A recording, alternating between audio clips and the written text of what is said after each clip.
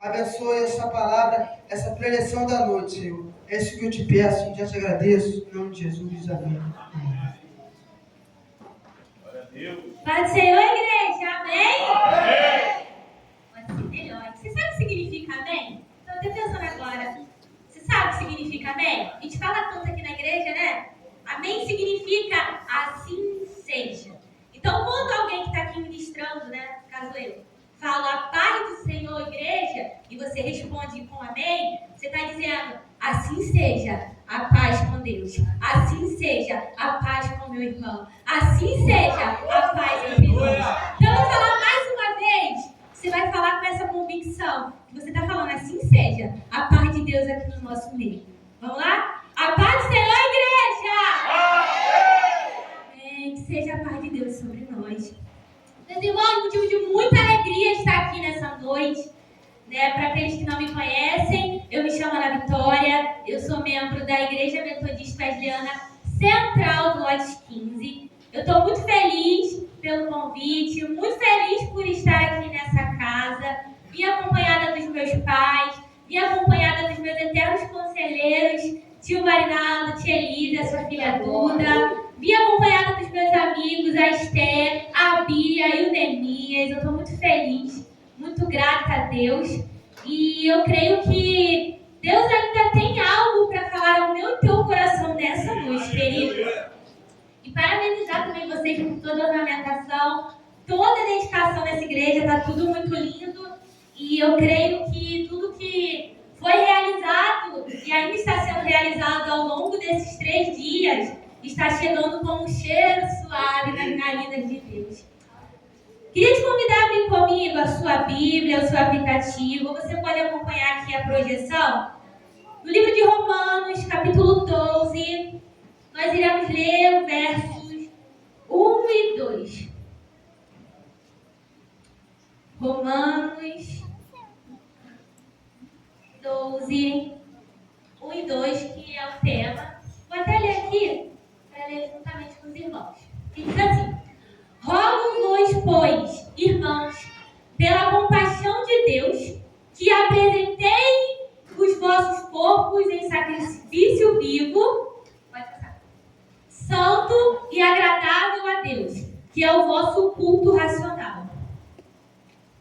E não sede conformados com este mundo, mas sede transformados pela renovação do vosso entendimento, para que experimenteis qual seja a boa, agradável e perfeita vontade de Deus. Por gentileza, se puder deixar projetado aqui para mim Romanos 12, 1, aí eu vou precisar utilizar vocês, e você pode se assentar, aqueles que ainda não se assentaram. Romanos 12, 1. Isso aí. Meus irmãos, nós estamos diante do texto base, né, dessa conferência ao longo desses 3 dias. E se eu pudesse, assim, meio que resumir, se você falasse para mim, Ana Vitória, defina Romanos 12, 1 e 2 em uma frase. Eu falaria a seguinte frase: nós agimos conforme sabemos. Eu acho que essa frase, ela explica bem o que o apóstolo Paulo ele quis dizer. As nossas ações revelam o que a gente sabe. E nós só fazemos aquilo que a gente sabe. Se a gente não sabe, a gente não vai fazer. Eu tenho certeza que em algum momento da tua vida, você ficou sabendo de algo que, assim, mudou a tua forma de viver. Mudou algum ato seu, mudou alguma atitude sua. Eu tenho uma experiência, eu preparando essa mensagem, ela me veio na memória, né? Uma vez, lá no meu ensino médio, como eu estudava integral, nós ficávamos o dia inteiro, almoçávamos, jantávamos, tomávamos café da manhã, da tarde, tudo reunidos. E no momento de escovar dente, um desses momentos, eu lembro que eu fui escovar dente com uma amiga, e, gente, eu peguei a minha escova de dente, molhei, peguei a pasta, molhei e escovei o dente. E a amiga virou pra mim e falou: tá errado. Eu falei: ué, você vai me ensinar a escovar dente uma hora dessa? Ela: amiga, a gente molha a escova, depois bota a pasta e não molha fiz assim a vida inteira. Ela, amiga, você fez assim a vida inteira, mas está errado. Porque se você molhar depois que você colocar a pasta, você vai perder muitas das coisas que a pasta ela foi utilizada. Você vai perder o fio, você vai perder muitas substâncias ali que precisavam ficar no teu dente. Falei, gente, não é possível isso. E naquele momento, eu fui lá pesquisar e, gente, era verdade. Eu fiz errado ao longo da minha vida e eu percebi que não era só eu que fazia errado, mas a maioria das pessoas faz errado. Talvez até você que está me ouvindo aí, você faz errado. Você vai escovar dente, você pega a pasta, molha a escova e depois escova. Já fica aí a dica, meus irmãos. Tá errado. Primeiro você molha a escova, depois você bota a pasta. E foi muito engraçado, porque foram chegando as outras amigas, e ela, repara só como todo mundo vai fazer. E, gente, todo mundo fazia da forma que eu fazia. E eu falei, eu tô certa, né? Porque, poxa, tá todo mundo fazendo assim, você que tá errado do teu jeito. E nós fomos pesquisar ali, né? A gente isso virou um debate. Vamos escover dente da forma correta. E a gente descobriu que realmente aquela era a forma. E depois disso, gente, eu nunca mais molhei a escova depois que eu coloquei a pasta. E por quê? Porque eu aprendi. Eu descobri a forma certa. E depois que eu descobri a forma certa, é impossível eu fazer errado. Meu Deus! Eu comecei a fazer Forte certo. isso! Eu comecei a fazer certo. Até quando eu não sabia, tudo bem. Eu pegava a escova, botava a pasta, depois molhava, perdia tudo que a pasta estava me oferecendo e escovava meus dentes. Mas quando eu descobri a forma certa, impossível eu fazer errado. Porque aquilo que eu sei resulta nas minhas ações, resulta naquilo que eu vou fazer. Com certeza você teve algum momento na tua vida, algum marco assim, ou talvez muito bom, ou talvez muito trágico, que mudou a tua perspectiva totalmente da tua vida. Eu falo porque teve uns acontecimentos na minha família, na minha casa, que hoje eu paro e penso e falo, cara, eu não seria a Ana Vitória que eu sou se eu não tivesse passado por tudo isso. Porque isso me ensinou tantas coisas que mudou a minha forma de ser. Mudou a minha forma de agir. E Ana Vitória, por que você está falando isso? Porque o Evangelho é isso, meus irmãos. É transformação de vida, é transformação de mente. Talvez seja um balde de água fria que eu vou falar agora para você. E eu sinto muito te dizer isso também. Mas eu preciso falar porque isso é a palavra de Deus que está dizendo. Mas talvez se você veio durante essa conferência, nesses 3 dias, você pode ter participado, dançado, filmado, feito o que foi. Mas se a partir de amanhã não tiver mudança, foi em vão. Porque a verdadeira teologia, a verdadeira palavra, o verdadeiro culto a Deus traz mudança de vida. Aleluia! Isso, e ainda ouso a dizer mais. A conferência, ela começa amanhã. Ela não começou na sexta. Foi só um preparativo. Mas é amanhã, na segunda-feira, que a conferência vai começar. Que é quando aquilo que eu aprendi aqui, aquilo que eu ouvi, eu vou colocar em prática. Isso é tão importante, meus irmãos, porque na palavra de Deus, do início ao fim, a gente vai ouvir sobre isso. Sobre colocar em prática aquilo que o Senhor disse, aquilo que o Senhor ensinou, aquilo que o Senhor ordenou. Mas eu não sei o que acontece com a gente. Que às vezes fica só aqui, né? Acabou a conferência, pronto. Parece que esqueceu tudo que foi falado, tudo que foi vivido. E amanhã é um dia normal, como se esses 3 dias preciosos não tivessem acontecido. Mas não, meus irmãos. Amanhã é um dia que você vai mostrar para a tua família, para os teus vizinhos, para os teus amigos, o que aconteceu aqui dentro. E como vai ser, Vitória? Só postando lá nas minhas redes sociais? Não. Vai ser na tua mudança de vida. Vai ser na tua mudança de caráter. E mudança de vida, mudança de mente é tão importante. E é algo tão interessante que o apóstolo Paulo ele faz questão de falar sobre isso. Em Romanos, na carta ao qual o apóstolo Paulo escreve para a igreja de Roma, ele vai passar, meus irmãos, 11 capítulos. 11. Não é 1, não é 2, não é 3. É 11 capítulos. Explicando sobre as doutrinas da graça. Ele explica, no capítulo 1, a nossa condição de pecador, o quanto a gente é mau, que a gente foi destituído e afastado da glória de Deus. Mas ele explica também que graciosamente nós fomos justificados em Cristo. Glória a Deus! Ele explica que não há uma distinção entre judeu e grego. Em Cristo somos um.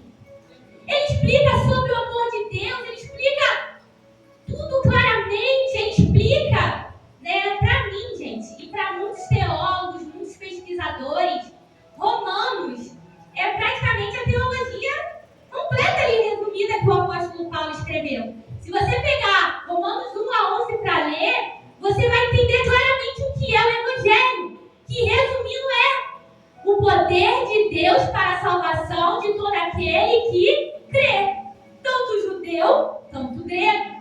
E é isso que o apóstolo Paulo ele vai desenvolver. E depois dele explicar tudo para aquele povo, explicar quem nós somos, depois dele explicar quem Deus é, o que Deus fez, o amor de Deus, ele fala isso aqui no capítulo 12. Rogo-vos, pois. E é muito importante a gente se atentar a isso, meus irmãos. Esse rogo-vos, pois. Porque ele não está simplesmente pedindo algo para aqueles irmãos, pedindo algo para a gente do acaso. Ele não está pedindo do acaso. Tem algo que já foi explicado antes por ele, algo que aconteceu antes, para que aquele povo fosse fazer isso. Ele não pediu para o povo ser transformado no nada. Ó, vocês vão começar em uma transformação geral, mudando a mente, hein? Ninguém pensando mais a mesma coisa. E não, gente. A gente precisa se atentar. Esse rogo-vos, pois. E rogo-vos, pois, o quê? Pela compaixão de Deus. Pela misericórdia de Deus. Porque Deus redimiu vocês. E agora vocês são um novo povo. E porque vocês são um novo povo, vocês vão viver. Glória a Deus! Tem toda uma explicação para isso. E é algo muito lindo que ele une a teologia com a prática, que é muito importante. Não basta apenas você saber do Evangelho. Ele precisa fazer parte da tua vida. Ele precisa fazer parte do teu dia a dia. O Evangelho precisa influenciar quem você é, como você vive, como você fala. Precisa influenciar. Mas também a gente não vai abandonar a teologia de lado, né? Apóstolo Paulo não falou Romanos 1 até 11 à toa. E sabe por que é importante a gente conhecer a teologia? Porque se a gente não conhecer a mente de Cristo, a gente coloca a nossa mente no lugar. Meu Deus! E se a gente colocar a nossa mente no lugar, a gente vira legalista. A gente cai no fundo do poço dos nossos próprios pecados. A gente cria as nossas leis, a gente cria as nossas regras. Por isso que é importante a gente conhecer a mente de Cristo, para a gente ser transformado como Ele é, ser transformado em semelhança a Ele. Se a gente não se atenta a esse rogo-vos, pois, pela misericórdia de Deus, a gente vai se transformar no quê? Vai se transformar cada um no que quiser. No Deus que criou no seu próprio coração, nos seus pensamentos, na sua mente. Vai ser aquilo que a sua mente criar. Por isso que é importante a gente conhecer a mente de Cristo. Prosseguir conhecendo quem Deus é. E algo muito lindo que ele diz: rogo-vos, pois, irmãos. Ele não diz rogo-vos, pois, gentios. Rogo-vos, pois, judeus. Rogo-vos, pois, metodistas de Ana da Vila Alzira. Não. Rogo-vos, pois, irmãos. Ele pega os judeus, ele pega uma planta e encaixa os judeus nela. Em outra parte, ele pega os gentios e encaixa nessa mesma planta. E pega essa planta e chama de irmãos. Vão crescer juntos num só propósito. Porque a distinção, meus irmãos, para nós, no Evangelho de Cristo, não tem mais importância. Em Cristo, somos um corpo, um povo, um só batismo, uma só fé, um só Deus, um só Senhor. E ele pega essa planta, unida de pessoas diferentes, de povos diferentes, de jeitos diferentes, e chama graciosamente de um nome lindo: irmãos. Como é precioso poder te chamar de irmãos. Saber que apesar das nossas diferenças, existe algo nos unindo nessa plantinha, que é Cristo Jesus. Isso é algo muito lindo. E ele diz: rogo-vos, pois, irmãos. E quando ele diz rogo-vos, ele não está fazendo meramente um pedido. Ele está dando ali uma responsabilidade. É muito mais do que uma ordem, é uma responsabilidade para aqueles leitores, para mim e para você, daquilo que ele iria falar. Não é simplesmente um pedido, né? Eu estava até brincando na sexta-feira, porque foram alguns irmãos lá em casa, e a minha mãe mais cedo ela falou de um jeitinho bem carinhoso que eu tinha que faxinar a casa. Mas não foi Ana Vitória, se você quiser, você arruma a casa. Não, foi justamente Ana Vitória, faxina a casa. Quando eu chegar a casa tem que estar pronta. Não foi um pedido de mão, foi uma responsabilidade, foi uma ordem. E é nesse mesmo sentido que o apóstolo Paulo falou. Ele não está pedindo para a gente fazer o que ele vai falar. Ele não está pedindo e se você quiser, você faz. Se você quiser depois, amanhã depois da conferência, você faz isso. Não, é uma ordem. Rogo-vos, pois, é uma responsabilidade. E que responsabilidade é essa? Apresentar os vossos corpos em sacrifício vivo. E meus irmãos, algo que ele fala muito nesse versículo aqui é sobre o como o culto ele precisa ser apresentado a Deus. Ele falou durante 11 capítulos como era também o culto apresentado a Deus naquele tempo.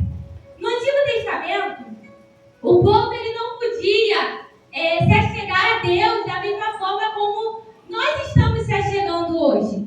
O acesso era limitado.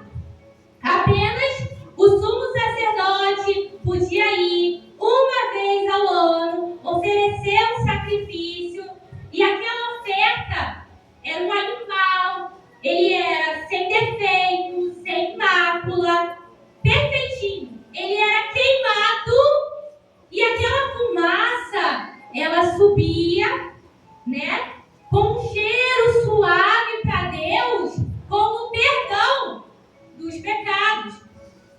Então, quando o apóstolo Paulo fala aqui, ele está se remetendo ao culto do Antigo Testamento, ao que o povo fazia. O povo, para se achegar a Deus, precisava levar um animalzinho morto, matar esse animalzinho, sacrificar esse animalzinho, para que eles pudessem sentir um pouco da presença, para que eles pudessem ser redimidos do seu pecado. Só que o apóstolo Paulo está falando: olha, não precisa mais vocês sacrificarem animais, porque o sacrifício vivo, perfeito e santo já foi realizado na cruz do Calvário, que é Jesus. Mas não é porque algo já foi feito que a gente não precisa fazer nada. Muito pelo contrário. É porque algo já foi feito que hoje eu faço. E a gente precisa se atentar muito a isso, para a gente não acabar pensando que eu vou fazer algo para agradar a Deus, para conquistar a Deus. Vou fazer algo para ter a minha salvação. Não, eu não vou fazer para ser salvo. Eu faço porque fui salvo. Aleluia. Eu não vou fazer para receber a graça de Deus. Não, eu vou fazer pois as misericórdias de Deus já foram estendidas sobre mim. Glória a Deus. E Deus tem um jeito certo que Ele deseja ser adorado. E hoje mais, o sacrifício, o apóstolo Paulo ensina, não é mais daqueles animais. Vocês não precisam trazer animais. Né? Já pensou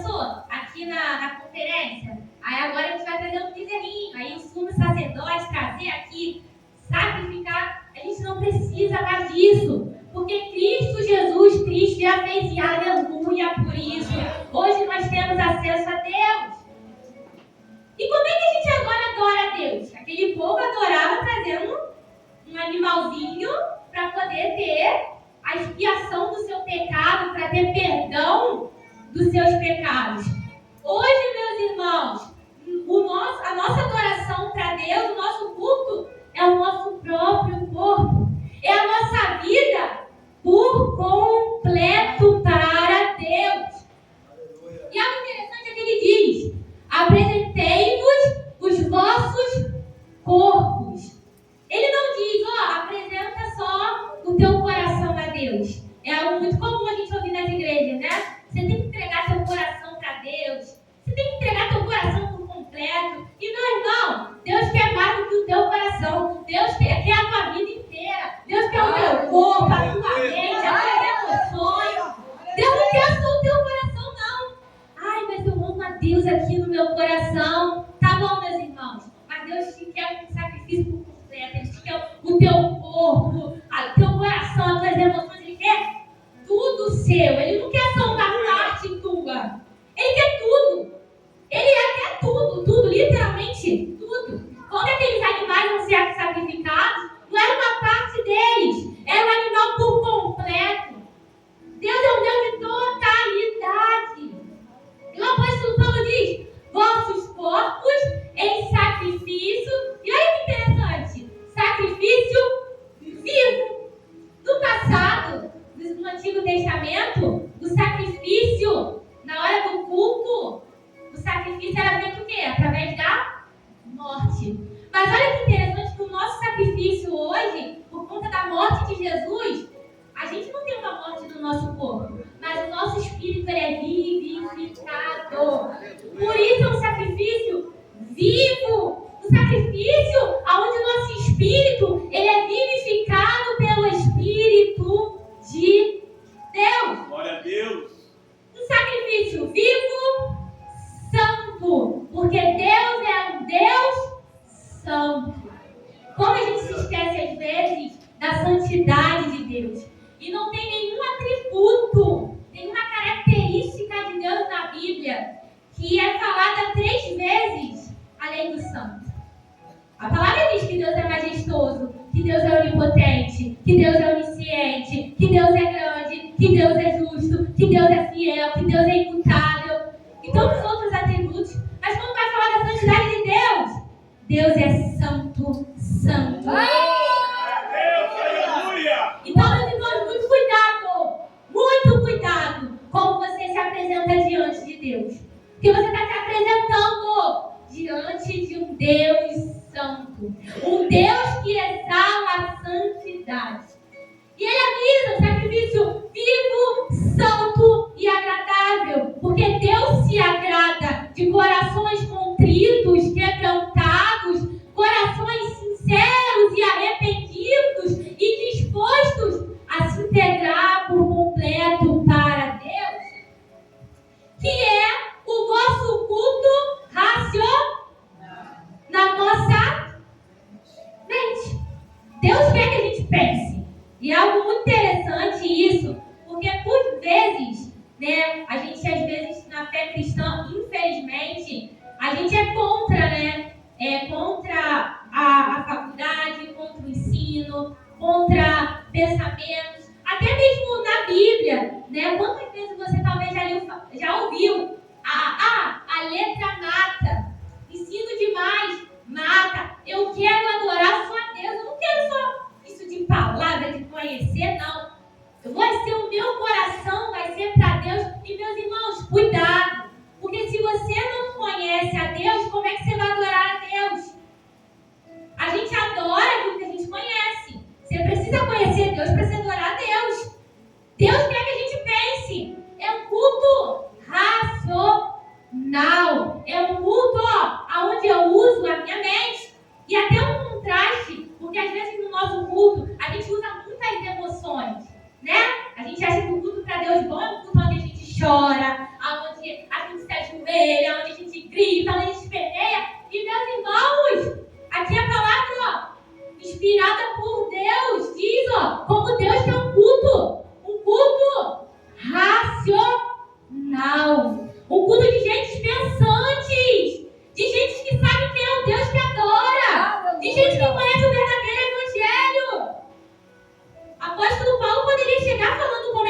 culto dele.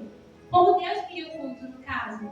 Mas não, ele primeiro explica o que é o Evangelho, quem é Deus, quem nós somos. É importante a gente conhecer quem a gente adora. Porque senão a gente vai adorar um Deus criado à nossa própria imagem. Um Deus criado à nossa imagem e semelhança. Porque quando eu não tenho a mente de Cristo, eu boto a minha mente no lugar. E eu não sei quem eu estou adorando. Eu vou seguir os desejos do meu coração ali, sem saber. Então, meus irmãos, Deus quer que você pense. Não é à toa que Deus poderia se revelar de diversas formas para a gente. Mas Deus se revelou num livro, na palavra. Aleluia.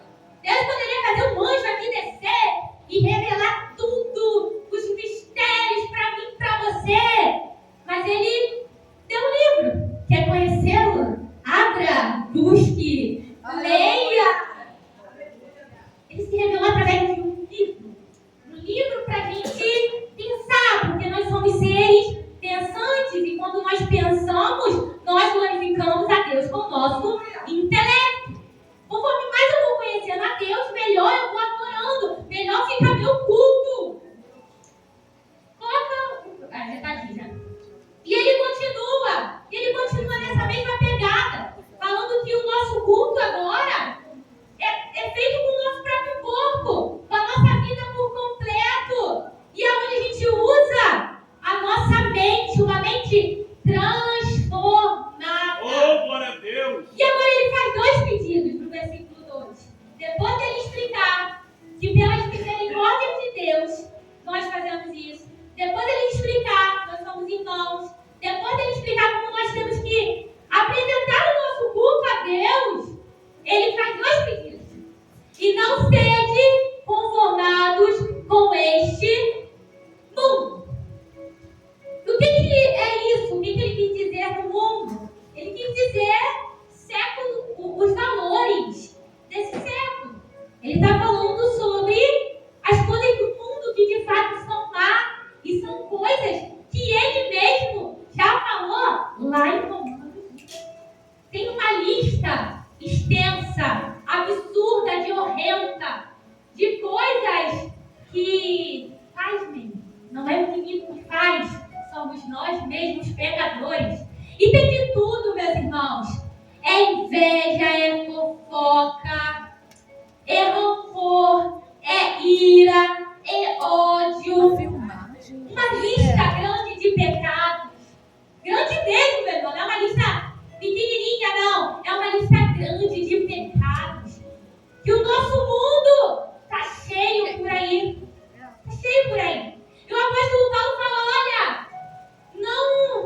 não se conforme com isso.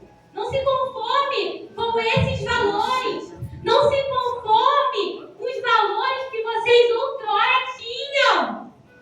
Porque vocês hoje são novas pessoas. Se lembrem das misericórdias de Deus que foi liberada para vocês.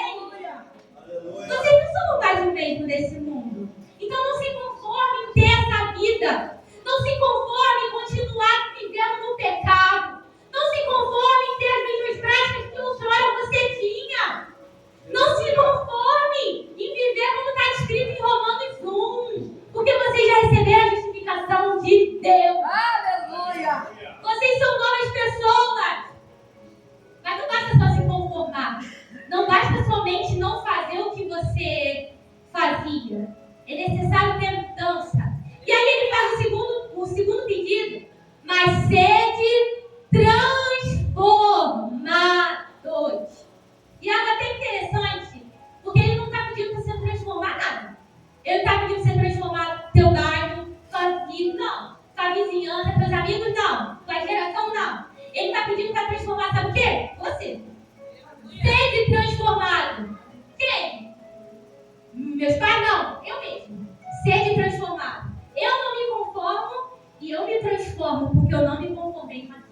É você que tem que se transformar. Aleluia. Esse mandato aqui é pra você. Pra você. Mas é muito fácil, né? A gente jogar pra terceiros, né? Não serem transformados, ok. Esse mundo tá mal, é pecaminoso. Então vamos lá transformar eles. Quando o pedido de Deus é por nós.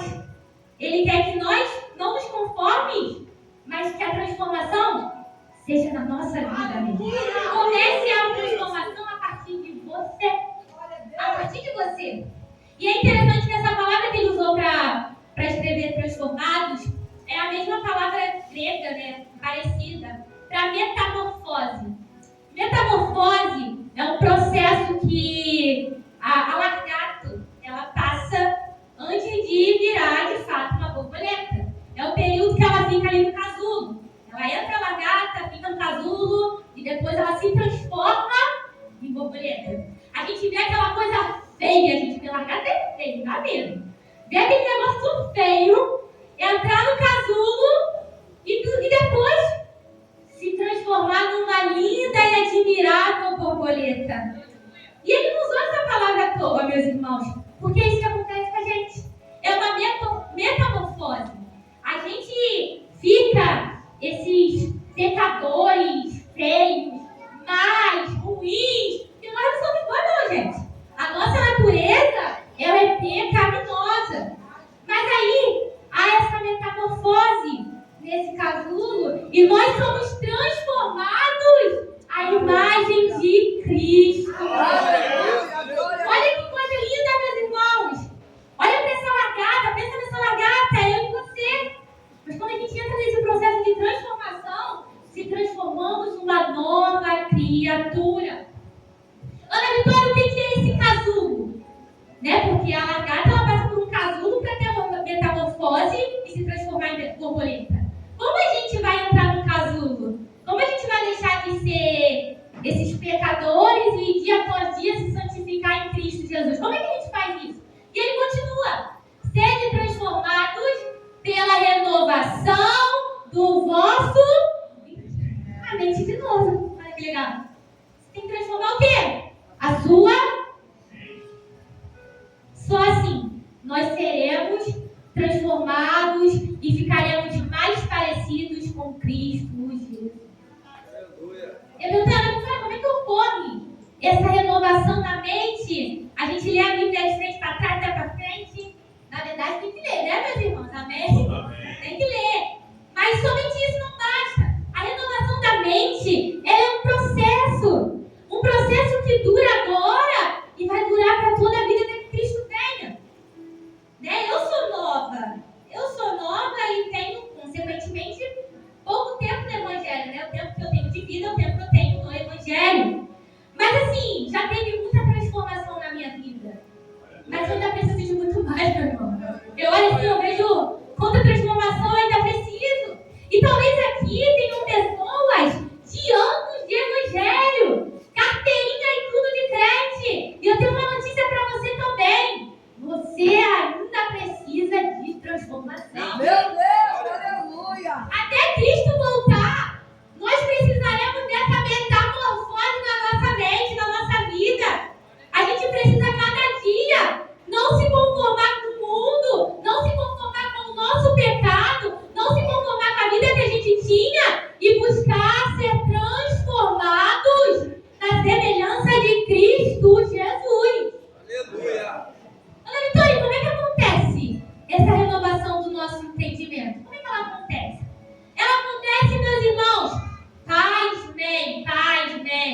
Ela acontece no nosso dia a dia, no nosso cotidiano. Quando você está lá na tua casa, com a tua família, quando você está na escola, quando você está na faculdade, quando você está no trabalho. Aos pouquinhos, dia após dia, você precisa buscar ser santificado por Cristo Jesus e ter essa transformação na tua mente. Sabe como ela acontece? É naquele momento que eu estou em casa, né, e meu pai ou a minha mãe fazem algo que eu não gosto muito. Aí a minha carne pecaminosa, ela logo já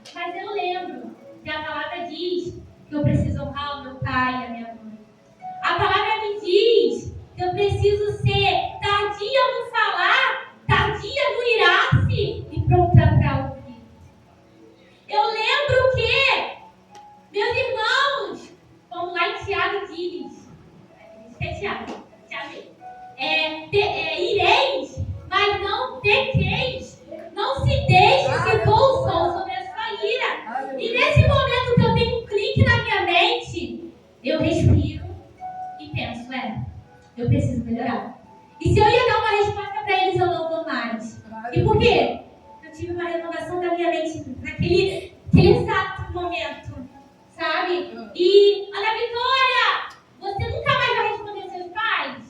Queria eu, meus irmãos. Mas a minha natureza é pecaminosa e eu preciso lutar isso dia após dia. Mas eu sei que naquele momento eu venci com o Espírito Santo. Eu não sou 100% a imagem de Cristo, porque isso é só quando Ele voltar e nos transformar por completa totalidade. Mas eu já não sou mais quem eu era antes. Tem menos de mim e mais dele aqui na minha vida. Sabe aquele momento que você está no trânsito, você está atrasado, você está estressado, um monte de problema, aí vem um clique na sua mente, sabe? Há um tempo exato para todas as coisas. Não ireis, sejamos pacíficos, sejamos longâminos, sabe? Vocês precisam ter mansidão. E nesses pensamentos, sabe, a gente vai se transformando pouco a pouco. Não foi 100%, mas eu fico 1% melhor do que eu era.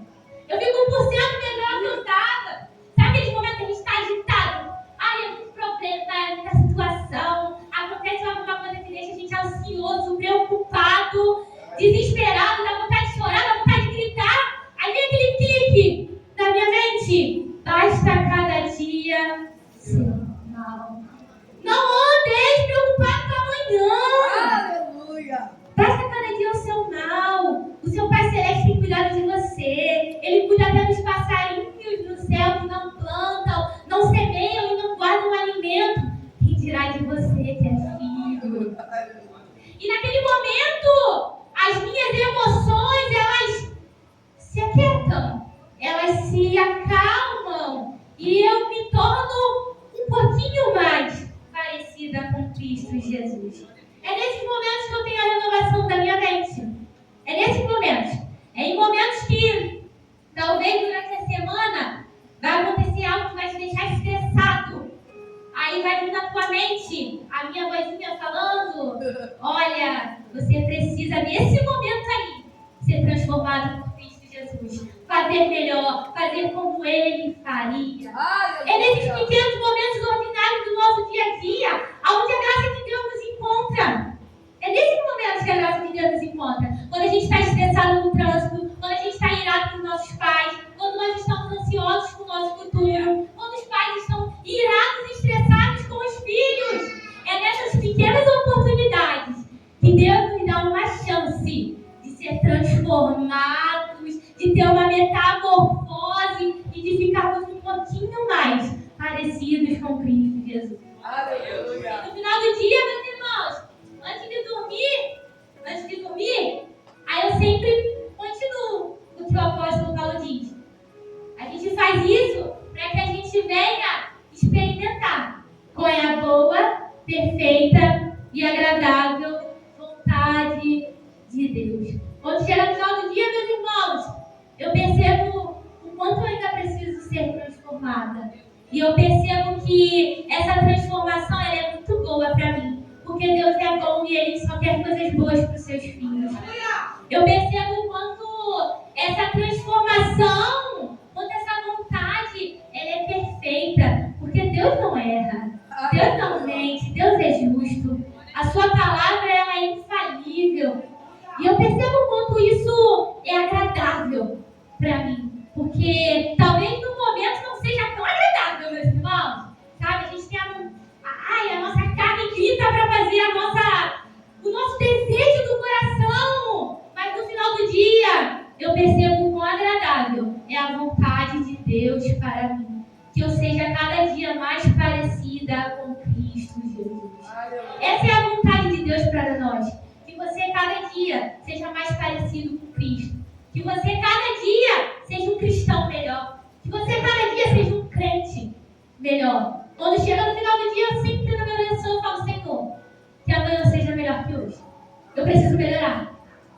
Eu preciso melhorar. Eu dou graças a Deus por aquilo que eu venci, pelas bênçãos, mas eu falo: Senhor, como eu preciso ser transformada. E eu lembro que o apóstolo Paulo fala: não vos conformeis. E eu não me conformo com a minha natureza pecaminosa.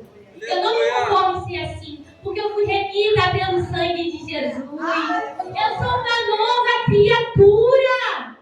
Eu posso desfrutar da boa e da perfeita e agradável vontade de Deus. E meus irmãos, o desejo do meu coração é que você, dia após dia, seja transformado pelo Espírito de Deus através da renovação da tua mente. Não deixe de fazer o teu devocional diário.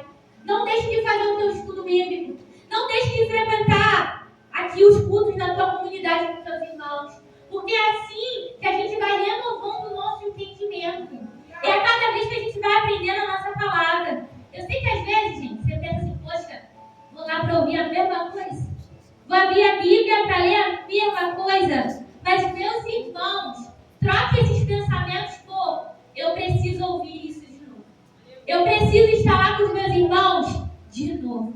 Eu preciso ouvir essa palavra mais uma vez. Eu preciso aprender mais. Eu preciso ser um cristão melhor. Eu preciso me parecer cada dia mais com Jesus Cristo. E eu falei, a transformação que Deus espera em nós é aí na tua vida, no teu corpo, que teu culto seja realmente isso que o apóstolo Paulo falou, seja um sacrifício vivo para Deus agradável, não seja por metades, não seja incompleto, não seja um corpo deturpado, não, mas que seja um sacrifício assim, ó, que possa chegar como um cheiro suave na narina de Deus. Isso tudo, meus irmãos, você não vai fazer para ter algo, para receber algo, mas você vai fazer crendo que você já recebeu, você já teve, que as misericórdias do Senhor, que é Cristo Jesus na tua vida, que é a graça de Deus estendida sobre você. E Ana Vitória, e onde fica o transformar o mundo, a nossa geração? Meus irmãos, se você conseguir só transformar a tua mente, a tua vida, a gente já tem um bom passo andado. E a gente não precisa fazer nem muito, porque as pessoas elas começam a observar o quanto a gente está diferente, o quanto a gente está melhor, o quanto a gente está menos irado, o quanto a gente está dominando mais as nossas emoções, o quanto a gente está equilibrado, o quanto a gente está pensando antes de falar. As pessoas elas reparam. As pessoas reparam. Jovem adolescente, se você buscar isso, seus pais vão reparar a sua mudança. Sua família vai reparar. Seus amigos da escola vão reparar. Porque já não vai ser mais você.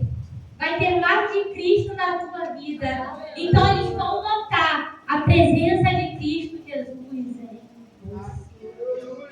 Eu vou encerrar minha mensagem, mas saibam que ela não acaba por aqui. Quando você chegar em casa, quando você for dormir, amanhã quando você acordar, aí sim que vai começar tudo em prática. Aí sim a conferência começa. No seu trabalho, na sua escola, na sua família, aí sim que começa a transformação. Aqui não. Aqui a gente só está renovando a nossa mente. Mas é lá que a gente vai ser transformado nesses pequenos detalhes que às vezes a gente acha que Deus nem vê, né? Deus não vê o irado do meu pai. Deus não vê o irado no trânsito. Deus não vê o ansioso. A gente pensa que Deus fecha os olhos nesse momento, né? Não. É nesses momentos que Deus deseja encontrar a gente para transformar esse lado ainda escuro do teu coração. É nesses momentos que Ele deseja entrar com a sua maravilhosa luz nas pequenas escuridões que ainda existem na tua alma. É nesses momentos, meus irmãos, que possamos prosseguir conhecendo Ele, conhecendo as verdades, conhecendo a palavra de Deus, no nosso secreto e com os nossos irmãos, para que a gente possa, dia por dia, desfrutar a transformação na nossa mente, a transformação na nossa vida. E antes de encerrar, na verdade, para encerrar, né? Quando eu estava preparando essa mensagem, veio um hino na minha cabeça e eu chorei. E eu chorei de novo. E assentado mesmo do jeito que você está. Eu queria que você cantasse comigo de todo o seu coração e que seja uma verdade sincera, né? Que depois de ouvir tudo isso que eu falei, depois de viver esses 3 dias de conferência, que isso seja um desejo do teu coração, ser transformado por Cristo Jesus. É um louvor muito conhecido, é um louvor enorme.